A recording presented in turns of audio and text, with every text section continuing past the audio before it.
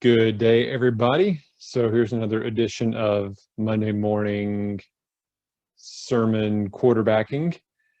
You might think, gosh, as long as you talked yesterday, did you not say everything possible? And in fact, there was something I left out just because it didn't have a great natural kind of fit. And I'm already creaming, it feels like I'm creaming a lot of stuff in there.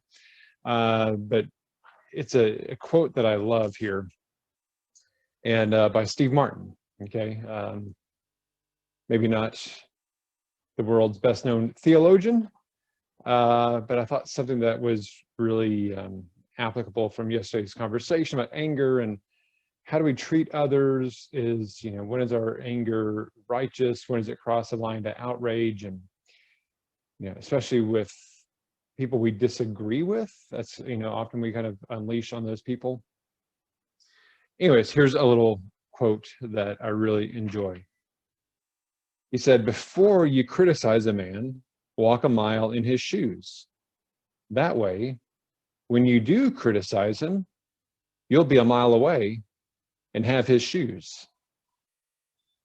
So it sounds simple, but especially in a world where we just impulsively react, I think this is really important, right? So walk a mile in his shoes. So it really, you have to really think about what you're saying, why you're saying it, what's the purpose, and taking that time to think and honestly to pray about what you're going to say. It's not literally walking a mile, but it's creating some space. Maybe creating some time to calm down and think through some things, think empathetically about maybe what is that person going through that maybe you're reacting to. So you get deeper than all the surface level kind of blow up stuff. So, and it gives you really time to think, do I need to respond to this? Do I need to react to this? Maybe you do. Okay, but when you do, you will have thought about it and put some thought behind it, and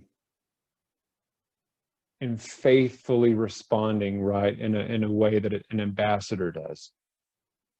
But yeah, you'll be a mile away and have his shoes. Okay, so literally, right? We're not actually taking their shoes, but when we're displaying a winsome love that's empathetic, it's humble, and it's image bearing, right? Then having his shoes just means you have perhaps an understanding of where they're coming from. And sometimes when you do that, it makes our reactions different. So it's kind of what I had to say today to kind of follow up on some of the themes yesterday about how do we respond to wrongs. And so again, before you criticize a man, walk a mile in his shoes. That way, when you do criticize him, you'll be a mile away and have his shoes. So when we do those things, our criticisms should sound different than the first thing that pops in our mind. So maybe this week, that's something you can work on practicing. And that can be, again, all these things, a lot of this we're talking about online. So whether it's Facebook or Twitter, whatever, these are also just relational good things to do. Whether it's someone in the church parking lot or in your neighborhood, right? You can take the time to think through this, and it will greatly improve your relationships. So with that, I will say goodbye for today. Have a great week, and we will talk to you soon.